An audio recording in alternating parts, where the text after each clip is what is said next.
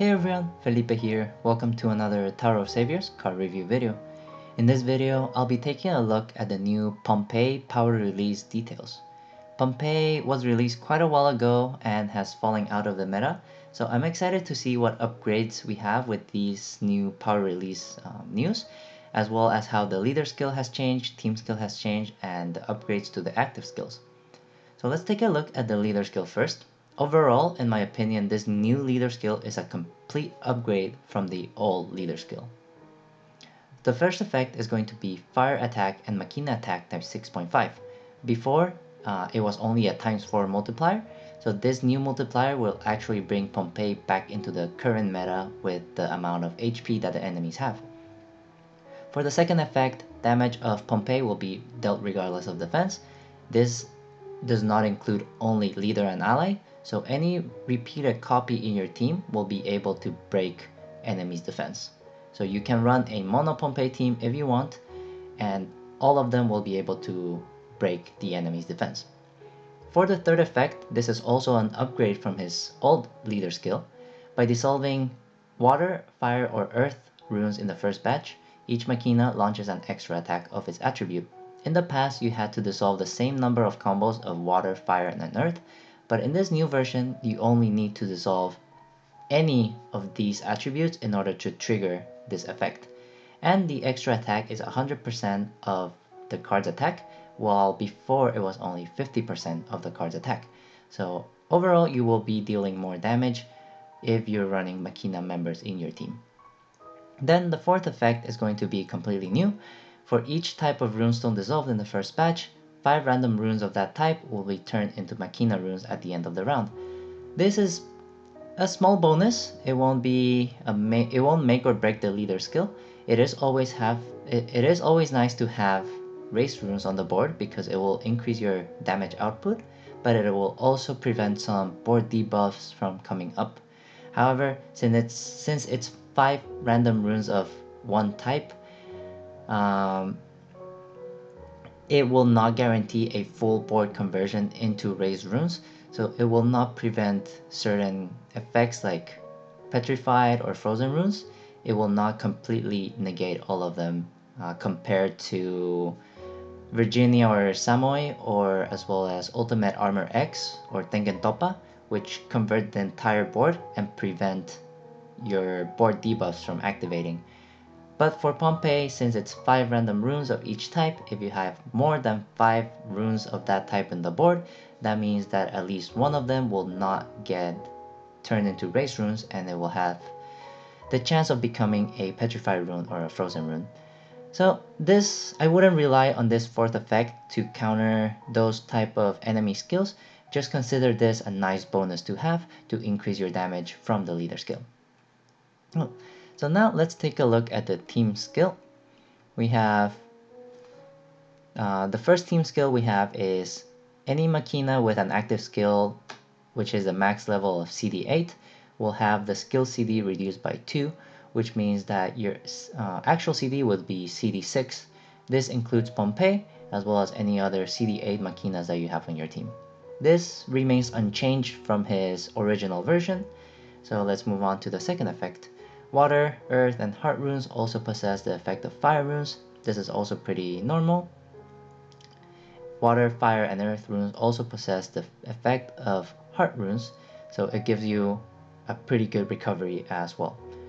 So the second effect will provide you attacking runes, and it encourages to run a mono fire team, but you're also able to run a rainbow team if you have Machinas in your team. However, these Machinas will not have as many attacking runes as fire members or fire Machinas. For the fourth effect, we have the Pompeii special, in which you will get 8 random locked positions every round, and for every locked position in which you dissolve the rune on top of it, fire attack and Machina attack increases to the max of 3, and Pompeii will launch an extra fire attack. This is also a full upgrade from the previous version. In the past, you only got 6 random positions, now you get 8, which means that on average you will be able to launch more attacks. And keep in mind, this also retains its previous effect where If you're running multiple copies of Pompeii, each copy of Pompeii will launch that extra attack. So overall, this will cause Pompeii to be launching even more attacks than before, which is, in my opinion, that was Pompeii's playstyle, and it was really fun to play. Fifth effect, extend runestone movement time regardlessly by 3 seconds. Always really nice to have extra movement time. And sixth effect, turn water, fire, earth runes touch while moving into Machina runes. This is also going to be really nice. It will allow you to remove certain debuffs like weakened runes and mock runes, but also remove masked runes as well. So that effect is going to be nice to increase your damage output as well as get rid of some additional board debuffs. And if you're running more than 3 Machinas in the team, in which you should if you're running Pompeii, you might want to run more Pompeis, but if you're running more than 3 Machinas in your team, Machina HP, attack and recovery times 2, this effect alone is giving you the entire reason why you should run a mono Machina team, or 3 or more Machinas in the team, because having a times 2 multiplier on HP, attack and recovery is going to be really good for tankiness as well as damage dealing, so that is also going to be really nice. And the second effect is that Machina fuel will be increased by 50% after entering the stage. This is also really good because Machina, if you remember, have 2 tiers of boosts thanks to the Machina properties. The first boost occurs at 50% and the second one occurs at 100%. So being able to already be at the 50% stage when you enter the stage is going to be really beneficial, as well as allow you to fill up your fuel faster, which means you're dealing more damage earlier in the stage and you don't have to stall or wait as long to reach that 100% fuel. So overall, the team skill and the leader skill are a full upgrade from the previous Pompeii power release, and I'm really excited to be playing him because we are maintaining his original playstyle of launching a lot of attacks, but now we have the damage output as well as the damage output and the attack multipliers that we need in order to tackle stages in the current meta. So now let's take a look at the active skill.